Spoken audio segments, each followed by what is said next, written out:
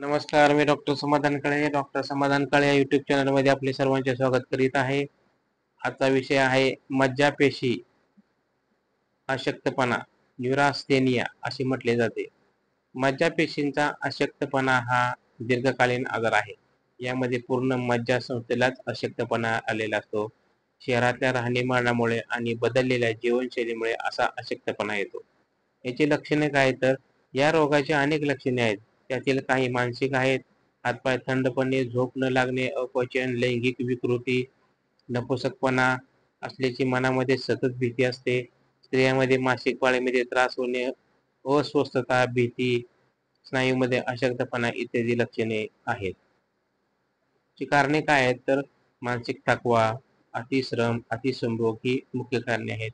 तंबाखूचे सेवन, बैठे काम, तापट स्वभाव आणि दीर्घकालीन शारीरिक आजार ही इतर कारणे आहेत. वरील कारणामुळे मज्जातंतूवर वाईट परिणाम होतो. अनैसर्गिक पदार्थ खाल्ल्यामुळे शरीराला आवश्यक ते पौष्टिक घटक मिळत नाहीत.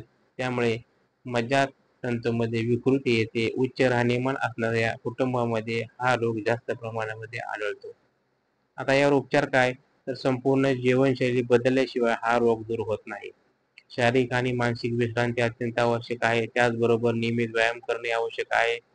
सुरुवातीला 5 दिवस उपवास करावा. या काळामध्ये दिवसातून 3 वेळा ताजी फळे खावी. उदाहरणार्थ संत्री, सफरचंद, अननस, पेर, द्राक्षे, पपई इत्यादी. याच काळात पोट साफ होण्यासाठी कोमट पाण्याचा इनिमा घ्यावा. नंतर आणखी 5 दिवस फळे आणि दूध असा आहार घ्यावा.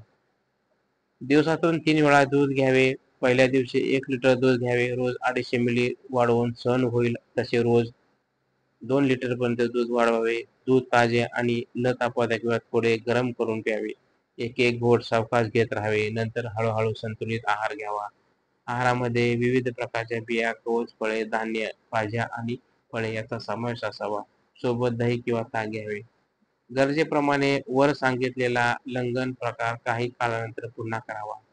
रुग्णाने मसालेदार पदार्थ, केक, पेस्ट्रीज, मिठाई, साखर, मैद्याचे पदार्थ, रिफाइंड पदार्थ, चहा, कॉफी, दारू, धूम्रपान करू नये. रुग्णाने दिवसातून भरपूर पाणी प्यावे. अतिश्रम, अतिसंभोग टाळावा. चिंता, काळजी करू नये. मज्जातंतूंना चालना देण्यासाठी रोज खरखरीत टाळवळणे अंग चोळून काढावे. रात्री झोपताना समशीतोष्ण स्नान करावे. इप्सम सॉल्ट स्नान करण्यासाठी अतिशय उपयुक्त आहे. टबमध्ये गरम पाण्यात 1 किलो इप्सम सॉल्ट टाकावे.